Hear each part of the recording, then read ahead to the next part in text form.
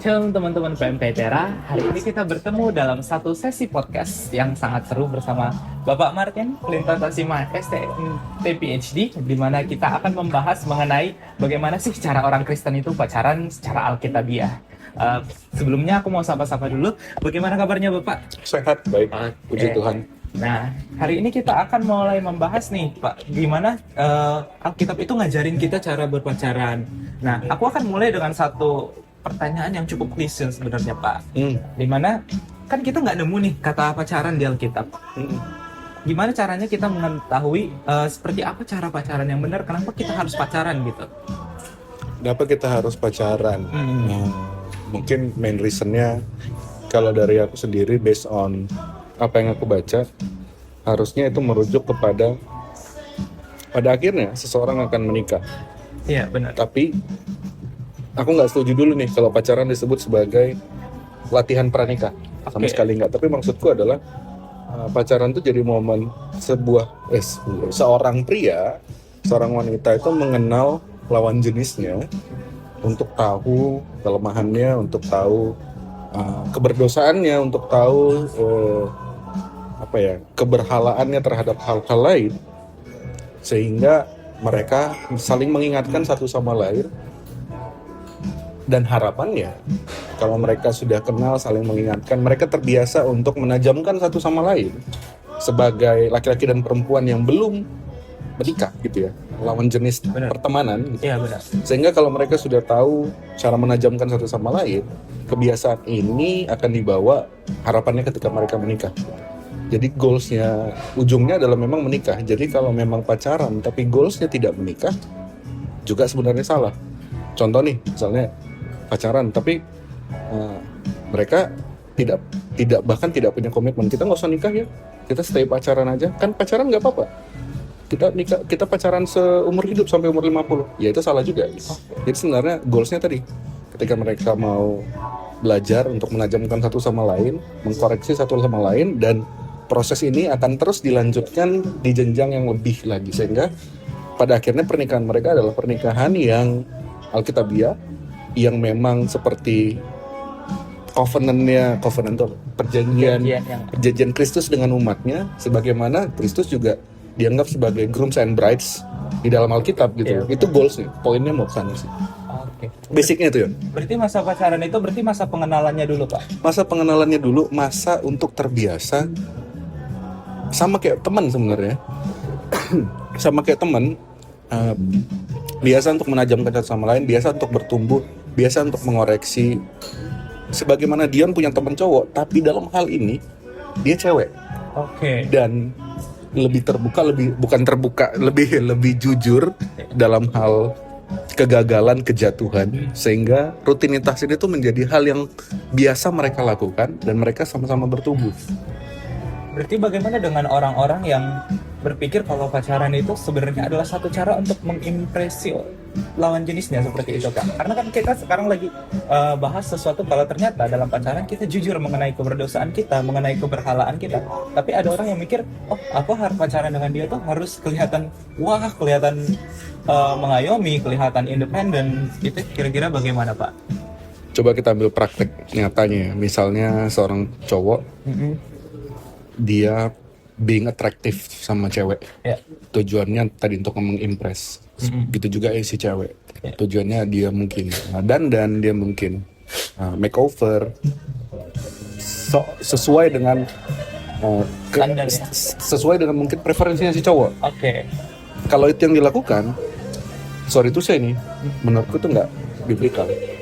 Karena dia akan merasa mendapatkan acceptance, berusaha untuk mendapatkan acceptance dari lawan jenis gitu, berusaha untuk mendapatkan penerimaan dari lawan jenis, padahal kita bicara idealnya ya. Benar. Padahal penerimaan satu-satunya yang kita harapkan hanyalah dari Tuhan.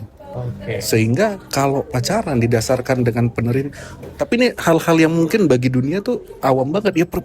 Mungkin ada penonton bilang gini, ya nggak masuk akal lah omongannya Pak Martin ya, namanya dua orang cowok cewek pasti mengharapkan penerimaan. Justru di situ letak ketidaksesuaian dunia dengan pacaran yang alkitabiah. Jadi nggak perlu penerimaan lawan jenis. Nah, menariknya ini Pak, kenapa pacaran itu menjadi something yang esensial untuk teman-teman yang misalnya seperti kami mahasiswa gitu Pak? Kenapa harus dimulai pada masa perkuliahan atau apakah bisa nanti yaudah nanti aja lah belakangan gitu? Eh, Sebenarnya nggak ada urgensi untuk memulai. Iya.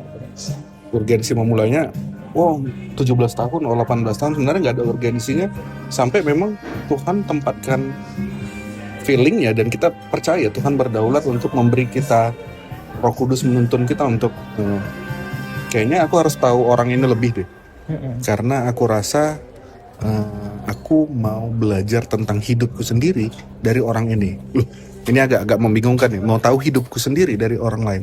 Alkitab mencatat bahwa sebelum kita mengoreksi orang lain, kita harus mengeluarkan balok di mata kita. Ya, benar. Nah, dan satu lagi, Alkitab juga mencatat terkadang kita luput sama hal-hal keberdosaan yang kita lakukan, malah orang lain yang lihat. Nah, di situ tuh urgensinya sebenarnya. Ketika kita rasa kita butuh seseorang yang memang betul-betul tahu kita lebih daripada teman, atau mungkin bahkan orang tua. Walaupun idealnya kita harus sangat dekat dengan orang tua ya. Tapi ketika urgensi dirasakan, Tuhan titipkan rasa di mana, dan kita bawa dalam doa tentunya, jangan cuman wih cakep nih, gas gitu, enggak. Tapi kita proses nembak, proses PDKT itu ya juga harus gospel center dan biblical gitu, enggak wih cakep udah gas lah ini deketin, enggak. Tapi bawain dalam doa, bawain dalam perenungan. Kalau punya kakak KTB, minta tanggapannya, minta didoakan gitu.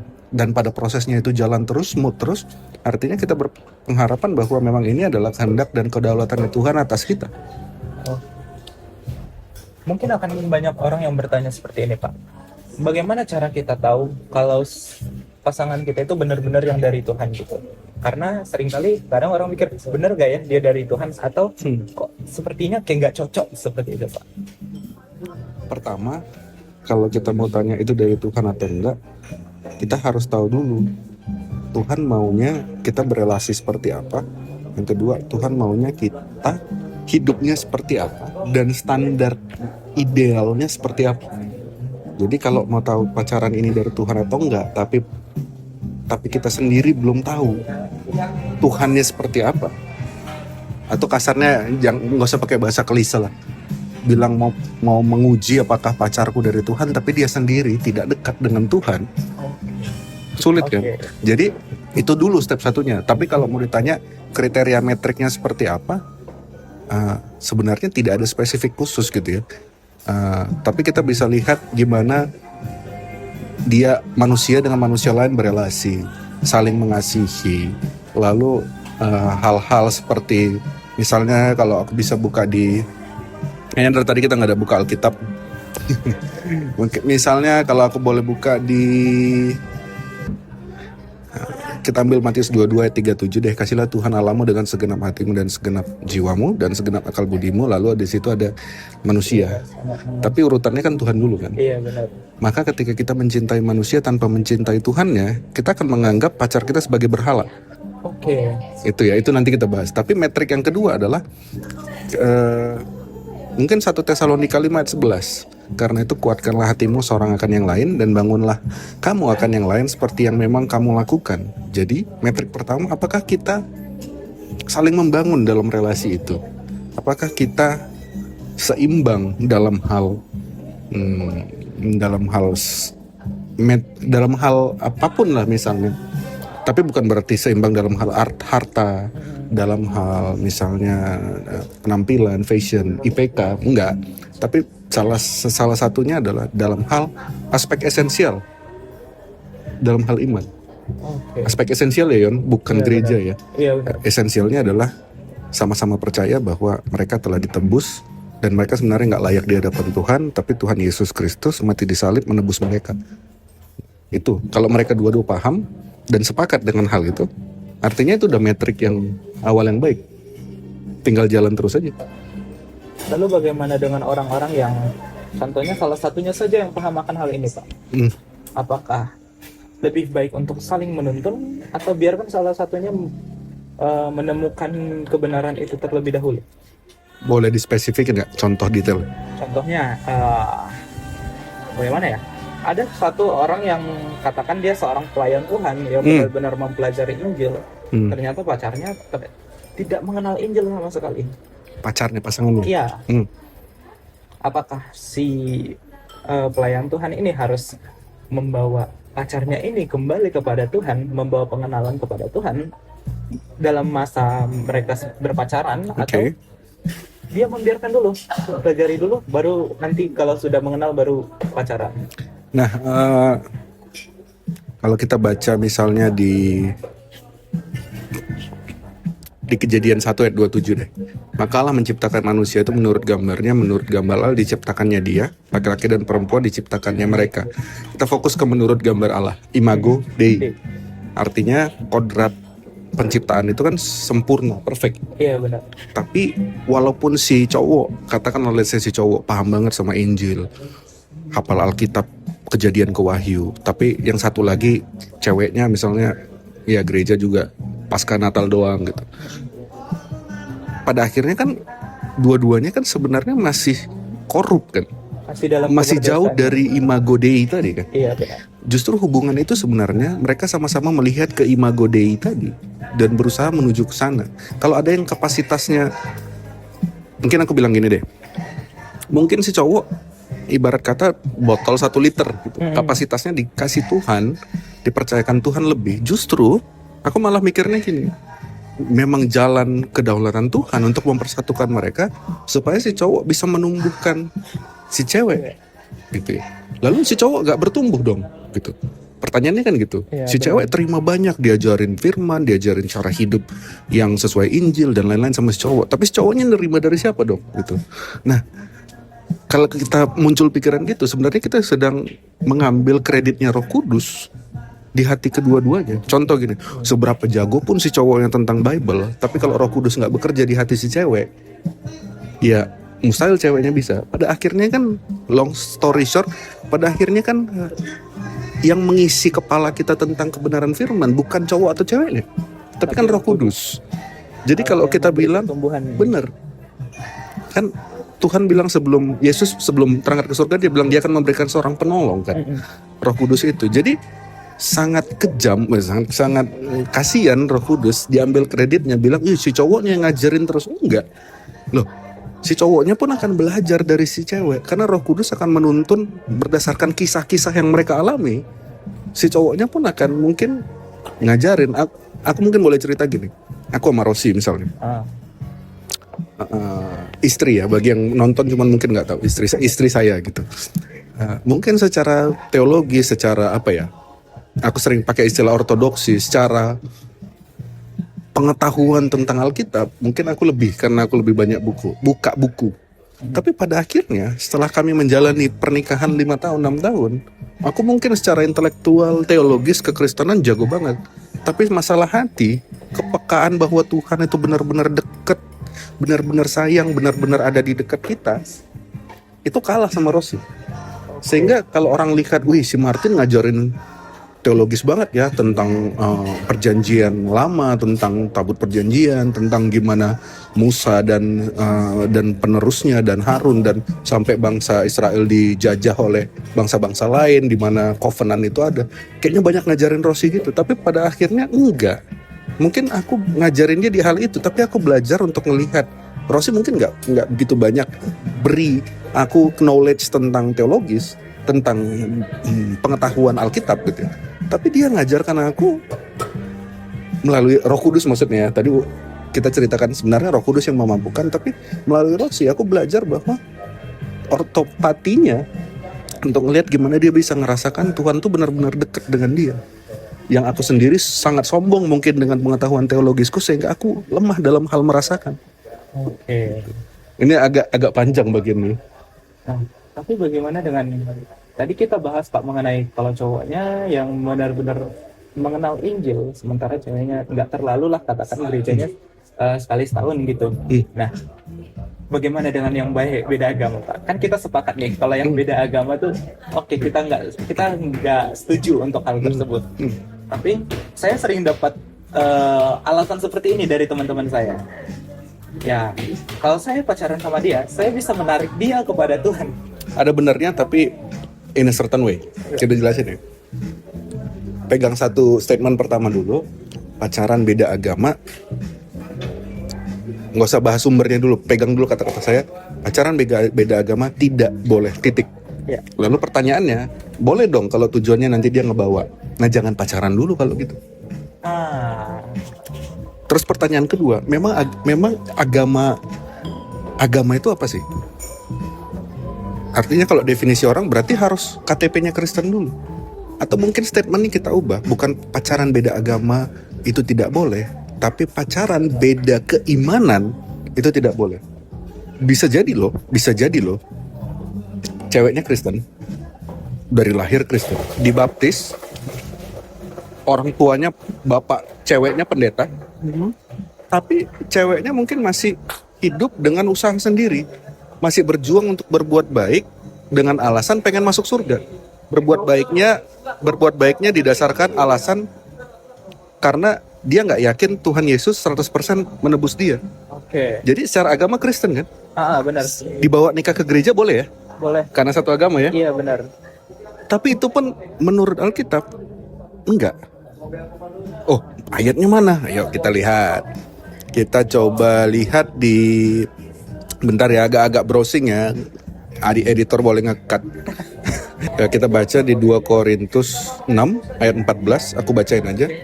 Janganlah kamu merupakan pasangan yang tidak seimbang dengan orang-orang yang tidak percaya. Tulisannya apa? Bukan tidak Kristen ya? Iya, tidak benar. percaya. Oke, kalau di bahasa di ESV, di bahasa Inggris, tulisannya adalah do not be unequally yoked with unbelievers. Jadi kalau saya pelayanan 5 tahun di Taiwan, kami itu selalu pakai istilah are you Christian? Yes, but not all Christian is believers. Bisa saja dia orang Kristen tapi tidak percaya. Bisa jadi orang Kristen tapi tidak percaya menurut 2 Korintus ya. Jadi balik lagi, bukan tidak boleh pacaran dengan tidak seagama, tapi dengan orang yang tidak percaya. Jadi walaupun agamanya Kristen, kalau dia nggak percaya bahwa dengan Injil itu apa? Injil itu adalah kamu 100% diselamatkan hanya karena iman kepada Yesus Kristus, dan iman itu yang membawa sanktifikasi, perubahan pola hidupmu, perilakumu. Tapi perilakumu, hidup baikmu bukan lagi menjadi syarat supaya kau masuk surga. Nah, itu tuh Injilnya. Kalau kita sama-sama sepakat cowok cewek dalam hal ini, baru tuh boleh pacaran. Bukan agama jadi. Oke. Karena Alkitab bilang yang percaya, kata-katanya percaya, bukan agama, bukan Kristen, bukan followers of Jesus, enggak. Tapi dia tulis di situ yang percaya. Bahkan di sini termasuk yang KTP-nya Kristen. Aja nggak, bukan itu yang bukan jadi syarat. Malah kebalikannya, Yon. Jangan-jangan dia dari SMA KTB ikut udah beribadah ke gereja tapi KTP-nya masih I atau KTP-nya masih X karena dia belum sanggup untuk menceritakan ke bapak ibunya. Justru yang kayak gitu yang boleh. Oke, jadi bukan masalah KTP, Enggak. masalah iman. Yes. Nah, ini yang sering nggak disadari, ini yang diadat di rumah, di keluarga, ya apalagi yang orang Batak ya, langsung dibilang apa agamanya? Oh Kristen kok dia? Oh iya boleh. Mungkin orang tua, keluarga tuh cuman care sama apa yang tertulis di KTP. Sedihnya sih itu, tapi Nggak melihat pertumbuhan iman. nggak melihat masalah pertumbuhan belakangan ya. Oke. Mungkin dia tidak begitu bertumbuh, masih ragu. Masih ada keraguan, tapi dia kepalanya, pengetahuannya, hatinya mengimani bahwa keselamatan hanya karena Yesus Kristus. Itu dulu aja. Mungkin dia masih ada ragu dan lemah. Nah, justru proses pacaran itulah yang menguatkan. Oh, Gitu. Clear ya? menarik Pak. Nah, bagaimana dengan ini Pak? Kan kita udah dapat nih kalau ternyata kita harus pacaran dengan orang-orang yang seimbang, orang-orang percaya, sehingga kita bisa saling menumbuhkan. Nah, dalam masa pacaran itu seringkali mungkin kita justru banyak ngerasa udah diselamatkan kok. Terus banyak tren yang sekarang sedang bermunculan, misalnya adalah living together. Ya, batasannya yang dibatasi adalah as long we don't do that, Seks. Ya, selama kita nggak melakukan hubungan seksual, maka ya udah, it's safe. Nah, tapi mereka memilih, "Ya udah, kami tinggal bareng, ya pelukan, pegangan tangan, kiss, but it's not sex." Nah, bagaimana dengan hal tersebut, Pak? Ya, kenapa pola pikir ini muncul? Karena definisi legal di Alkitab tentang pernikahan itu adalah satu tubuh. Satu tubuh itu bahasa yang dilembutkan kalau di bahasa Indonesia. Kalau mau kita agak vulgar ya, sebenarnya satu tubuh itu adalah sexual intercourse. Oke. Di situ. Jadi orang beranggapan selagi tidak sexual intercourse, ya fine-fine aja. Even cohabitation, tinggal serumah, pelukan, hal-hal yang naked probably gitu. It's still fine kata dunia gitu. Tapi benarkah begitu? Benarkah limitnya itu ketika sexual intercourse loh ya, sexual activity non intercourse, intercourse itu apa ya bahasa Indonesianya? Agak vulgar. Ya itulah, bersatunya kedua kelamin. Nah itu seksual. Orang pikir itu tuh batasannya, padahal enggak. Mungkin kalau kita tinjau dari, kita buka lagi definisi legal pernikahan, sebenarnya di sisi yang lain ada ayat, saya harus nyari ayatnya. Kira-kira gini, poinnya gini. Dan ia akan meninggalkan ayah ibunya dan bersatu dengan istri atau suaminya. Itu kan definisi legalnya kan. Sebelum bersatu, sebelum sexual intercourse tadi, ada loh kata-kata meninggalkan ayah dan ibunya. Kaitannya apa dengan cohabitation? Kalau misalnya dia ngekos di Tera gitu, dia tinggal di kos di mana ayah ibunya membayarin kosnya. Theoretically dia itu tinggal atas otoritas ayah ibunya kan. Oke, benar. Karena masih ayah ibunya yang Memberi menyediakan. funding. Iya. Tapi kalau dia atas otoritasnya sendiri menyatakan aku mau tinggal sama cowokku, dengan kata lain dia sudah meninggalkan ayah ibunya kan. Apalagi ayah ibunya tidak tahu dia cohabitation. Artinya kan dia sudah meninggalkan otoritas ayah ibunya untuk minta. Bahasa gampangnya gini, kamu ngekos kan karena instruksi ayah ibumu. Secara theoretically, kamu tinggal serumah sama ayah ibu, tapi nggak bisa serumah karena kamu di Tera, ayah ibu di Medan, bapak mama di Medan gitu. Tapi secara dari view finding ayat ini, kamu tuh masih tinggal serumah. Nah gitu, dengan ayah ibu. Tapi Karena lain masih di cerita. bawah otoritasnya. Benar. Lain ceritanya kalau sudah tinggal sama cowok di luar otoritas ayah ibumu. Nah, di situ sebenarnya sudah melakukan pernikahan. Ya kan, legal isunya meninggalkan ayah ibu sudah terpenuhi. Itu kan. Dan yang kedua adalah kita bisa lihat di bahasa Yunaninya, sebenarnya koite itu, kalau kita buka di Ibrani 13 ayat 4, hendaklah kamu semua penuh hormat terhadap pernikahan dan janganlah kamu mencemarkan tempat tidur. Ada kata-kata tempat tidur di situ. Jadi di bagian ini di Ibrani itu nggak ada batasan, nggak ada kata-kata berhubungan seksual satu tubuh, enggak, tapi tempat tidur loh ini pakai. Lalu orang bisa lagi bilang gini, ya udah kami nggak satu tempat tidur, kami di kos 2 tempat tidur deh, pisah. Apa lo puas gitu kan? Nah, nggak boleh lagi nih. Misalnya kayak gitu. Tapi ada lagi aspek yang dilanggar. Misalnya kita akan datang ke kesimpulan kenapa harus kohabitasi? Kenapa harus kohabitasi? Ya, karena saya mau hemat. Saya mau lebih nyaman aja ada yang jagain. Artinya kalau di situ kita melanggar, kita sudah tidak menjaga covenant sucinya Allah dengan umatnya. Itu kan sebenarnya pernikahan itu objek utamanya bukanlah si cowok sama si cewek, tapi jemaat. Itu toolsnya Allah untuk menjadi, pada intinya Allah mau menunjukkan covenantnya melalui pernikahan yang audiensnya adalah penonton yang lagi dinikahin. Jadi ibarat kata orang bernikah itu sebenarnya hanyalah tontonan bagi jemaat untuk menunjukkan perjanjiannya Allah kepada manusia, di mana Allah juga adalah mempelai pria dari gereja. Jadi kalau sebegitu rapuh dan rusaknya sebuah pernikahan, sakralnya pernikahan itu direduksi menjadi sebatas hubungan seksual, kalau tidur bareng, kalau serumah bareng itu belum dianggap pernikahan, maka sebenarnya kita sedang mengecilkan gambaran covenantnya Allah kepada jemaat. Oke. Mungkin bahasa teologisnya agak tinggi, tapi pada intinya adalah sering dan berulang kali diungkapkan di Alkitab, Tuhan itu adalah mempelainya kita. Tapi kalau segampang itu untuk mendapatkan tidur serumah, artinya hubungan Tuhan dengan manusia itu yang tadi disakralkan dalam bentuk covenant pernikahan menjadi gampang dong. Menjadi nggak sesakral itu dong Tuhan dan umatnya. Jadi sebiasa-biasa itu. Jadi sebiasa itu dong. Dari nggak ada something special yang harus di achieve. Pernikahan itu kan sesuatu yang kita achieve. Iya, Termasuk paket komplit di dalamnya. Menyatukan satu rekening, menyatukan satu tempat tidur, menyatukan barang-barang yang tadinya 2 kosan jadi 1 kosan gitu. Itu sih poinnya. Oke, berarti sebenarnya batasannya bukan masalah satu tempat tidur, satu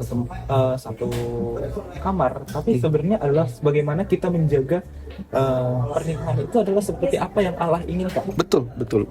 Allah menginginkannya apa? Dan kalau kita dengan 1000 alasan kita bilang, kalau kami tuh tinggal bareng tuh semua jadi lebih mudah, lebih nyaman, lebih hemat. Artinya kita sedang berhala kenyamanan dong. Artinya kita yang penting kenyamanan, yang penting hal yang membuat kita lebih enak. Dan kedua, poin lagi yang bisa dilanggar di Alkitab, kita menjadi batu sandungan. Bahkan mungkin, enggak, gue udah 10 tahun di US, ini tuh biasa di sana. Tapi ingat, di Alkitab juga ada tulisan,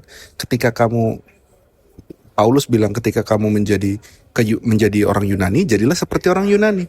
Ketika kamu menjadi orang Yahudi, jadilah seperti orang Yahudi. Ada lagi tertulis, misalnya terkait memakan persembahan yang disajikan kepada dewa-dewa, apakah bisa dimakan? Boleh, tapi kalau itu jadi batu sandungan, lebih baik tidak dilakukan.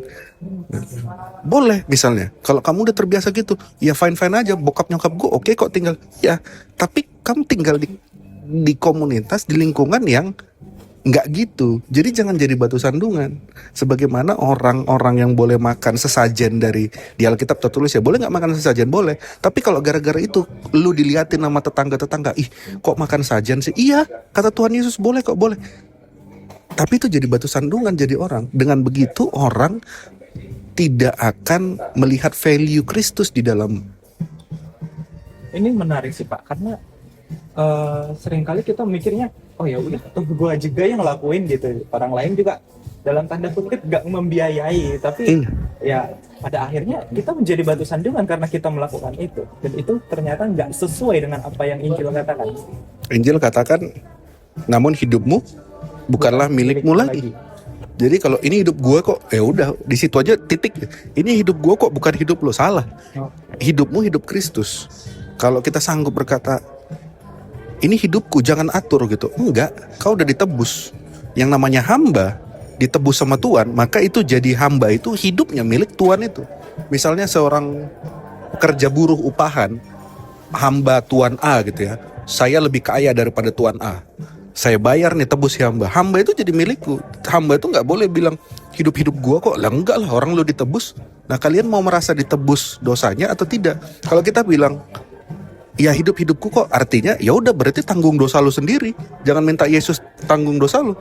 Kalau mau ditanggung Yesus berarti jadi hambanya Yesus. Berarti hidupmu bukanlah milikmu lagi. Selesai, simple kan? Iya benar. Nah mungkin terakhir ini Pak, kita tadi sepakat kalau cohabitation itu bukan sesuatu yang sesuai dengan Injil. Bagaimana dengan orang-orang yang berpikir cuman pegangan tangan kok? Di gereja kami doa Bapak kami pegangan tangan. Oke. Atau ya udahlah, ada biasa juga ya nggak kiss mouth to mouth lah, pipi atau di keramaian bisa gandeng-gandengan, bisa pelukan. Oke, poinnya mungkin gini.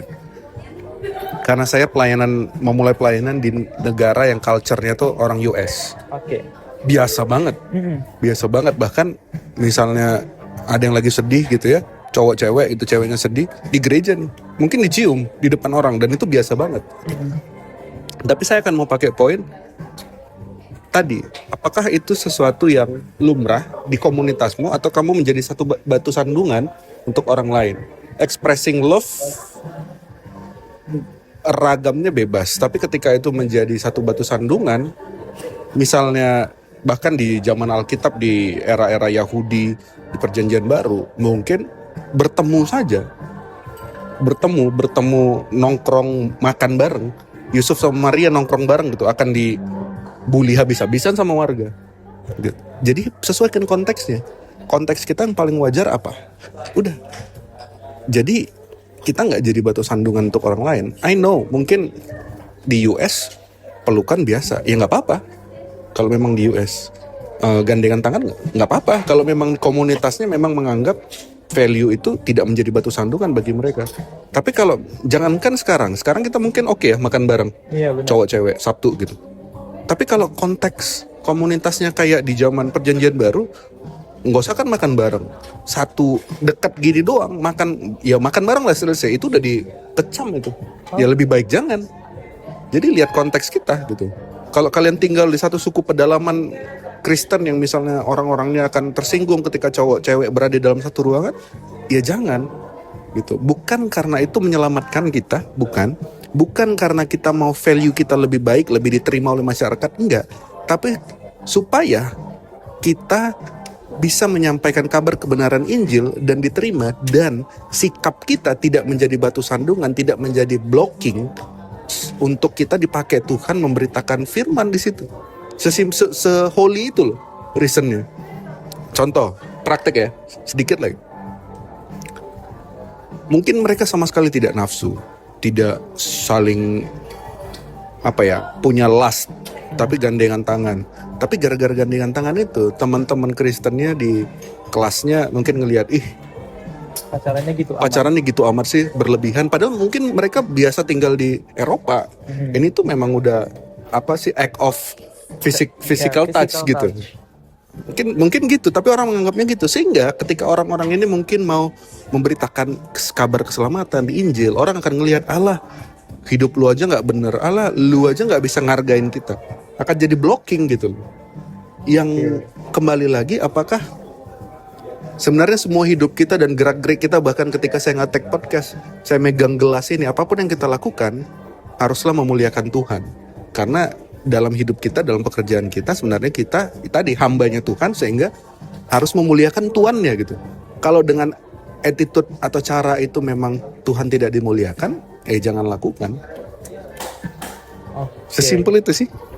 Ini sangat mind blowing sih Pak kali ini, karena saya dapat banyak hal baru. Misalnya nih, ternyata poin pacaran itu adalah untuk pengenalan, untuk bisa saling jujur mengenai keberdosaan kita dengan pasangan, keberhamaan kita, dan Sorry saya potong. menumbuhkan. Jadi kalau banyak munafiknya, banyak bertopengnya dalam pacaran, nggak biblikal. Dua orang Kristen nih, tapi yang satu malu untuk mengungkapkan bahwa tadi pagi dia nyontek misalnya. Nanti dilihat aku orang bodoh.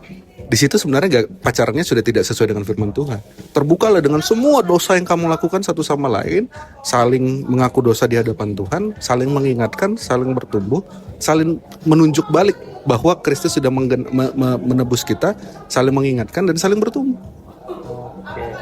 Dan tujuan dari pernikahan kita adalah untuk merepresentasikan pernikahan anak domba itu. Betul sekali, yang diceritakan di Wahyu, yang diceritakan di Ibrani, bahwa ya Tuhanlah mempelai sejati. He's the real He's the real groom, di mana kasih agape itu muncul gitu. Hanya ada satu alasan kasih agape itu bisa muncul, kasih yang memberikan jiwa raga, adalah ketika kita bisa memberikan nyawa, dan pedoman sejatinya adalah Kristus. Sehingga teladanlah Kristus dalam hal berhubungan, berelasi, termasuk pacaran. Oke. Tadi saya mau menyampaikan kesimpulan, ternyata ada ditambahin banyak kan Bapak. Jadi sampai di situ sesi podcast PMK Relation kita saat ini. Sampai jumpa di acara seru lainnya dari PMK Relation. Bye, shalom. Shalom. Terima kasih banyak Bapak.